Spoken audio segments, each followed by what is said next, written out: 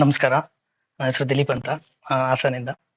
So ನಾನು UPSC prepare ಮಾಡೋದಕ್ಕೆ start ಮಾಡಿದ್ಮೇಲೆ ನನಗೆ ತುಂಬಾನೇ ಗೊಂದಲಗಳಿತ್ತು.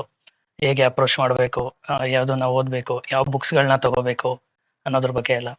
ಸೊ ನಾನು ಹೀಗೆ ನೋಡ್ತಿರುವಾಗ ಇಂಡಿಯಾ ಫಾರ್ IAS ಅಲ್ಲಿ ಫೌಂಡೇಶನ್ ಕೋರ್ಸ್ ಅವೈಲಬಲ್ ಇತ್ತು.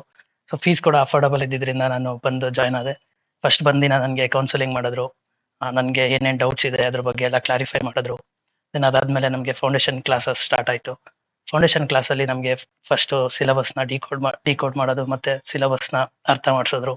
ದೆನ್ ಅದಾದಮೇಲೆ ಕರೆಂಟ್ ಅಫೇರ್ಸ್ ಕ್ಲಾಸಸ್ ಕೂಡ ನಡೀತಾ ಇತ್ತು ರೆಗ್ಯುಲರ್ ಆಗಿ. ಮತ್ತು ಫೌಂಡೇಶನ್ ಕೋರ್ಸಲ್ಲಿ ಮೇನ್ ಫೋಕಸ್ಸು NCERT ಆಗಿದ್ದರಿಂದ ನಮಗೆ ಪ್ರತಿ ವೀಕೆಂಡಲ್ಲೂ NCERTಗೆ ಟಾರ್ಗೆಟ್ಸ್ ಇರ್ತಿತ್ತು. ಆ ಟಾರ್ಗೆಟ್ನ ನಾವು ಓದ್ಕೊಂಡು ಬಂದರೆ ಇಲ್ಲಿ ಟೆಸ್ಟ್ ಪ್ರತಿ ವೀಕೆಂಡಲ್ಲೂ ಟೆಸ್ಟ್ ಇರ್ತಿತ್ತು. ಆ ಟೆಸ್ಟಲ್ಲೂ ಕೂಡ ಆಗ್ಲೇ ನಮಗೆ ಟೆಸ್ಟ್ ಆಗಿ ಇಮಿಡಿಯೇಟ್ ಆಗಿ ಟೆಸ್ಟ್ ಡಿಸ್ಕಷನ್ಸ್ ಕೂಡ ನಡೀತಿತ್ತು.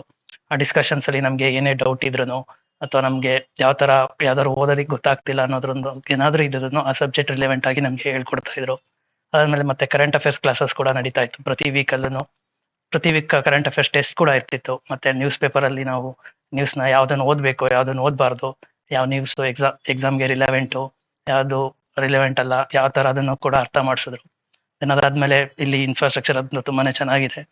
ಫ್ಯಾಕಲ್ಟಿ ಕೂಡ ತುಂಬಾನೇ ಫ್ರೆಂಡ್ಲಿ ಆಗಿದ್ದಾರೆ. ನಮಗೆ ಯಾವುದೇ ತರ ಡೌಟ್ ಇದ್ರೂ ನಾವು ಯಾವಾಗ ಬೇಕಾದ್ರೂ ಹೋಗಿ ಕ್ಲಾಸಲ್ಲೇ ಕೂಡ ಕೇಳ್ಬೋದಿತ್ತು. ಇಲ್ಲ ಅಂದ್ರೆ ಆಮೇಲೆ ಮತ್ತೆ ಹೋಗಿ ನಾವು ಅವ್ರ ಕ್ಯಾಬಿನಲ್ಲಿ ಕೂಡ ಪರ್ಸನಲ್ ಆಗಿ ಕೇಳಿದ್ರು ಕೂಡ ನಮಗೆ ಡೌಟ್ಸ್ ಎಲ್ಲ ಕ್ಲಿಯರ್ ಮಾಡ್ತಿದ್ರು.